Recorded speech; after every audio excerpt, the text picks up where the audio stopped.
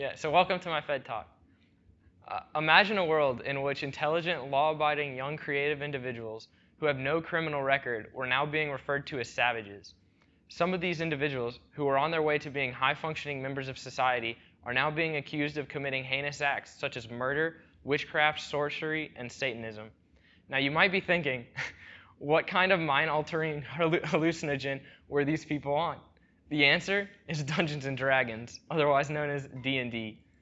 Now, some of you have probably heard of D&D, and some of you might even played it. I think all of you guys have. But these accusations would have been disregarded very quickly.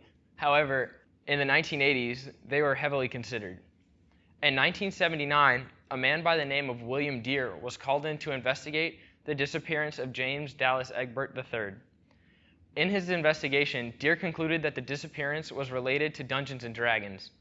It should be noted that Egbert was found alive after the investigation had concluded, but soon thereafter, Egbert killed himself.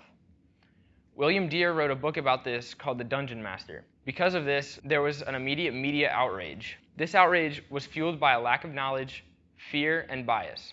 Soon, cases of murder-suicides related to Dungeons & Dragons started popping up all over the US. One such suicide was that of Irving Lee Pulling. His mom said that her son killed himself because of a curse placed on him during one of his D&D campaigns or games. Pulling's mom later created a group referred to as Bothered About Dungeons & Dragons, or BAD. These groups focused on people who had doubts about D&D. These types of groups were highlighted in a 60-minute special focusing on how Dungeons & Dragons is detrimental to youth.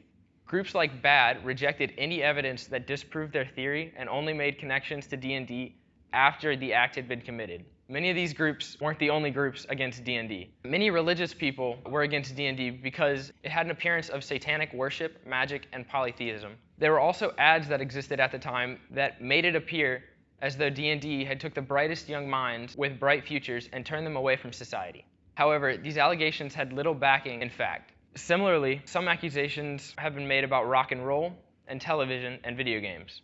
All of these, apart from video games, have little backing in science and were just people who were afraid of change and, in some cases, crazy sighted die. These media conspiracies were just witch hunts, and just as the witch hunts of old, these allegations had also died down. With all of this fear-mongering and malicious talk of D&D, the game needs to be explained. First, you start with a group of friends, usually nerds with common interest. However, this is where it stops for most people. After you've passed that hurdle, then you create a character. You can create a character using this book, which is the Player's Handbook. It's the most basic form of rules needed for the game. During the character creation process, this is usually where a lot of fun happens, because it allows you to be creative and express yourself in the basement of your parents' home. So your character should be unique, and you get to craft the character's backstory and give the character a personality. The game requires a dungeon master, or DM. The DM leads the game and oversees everything.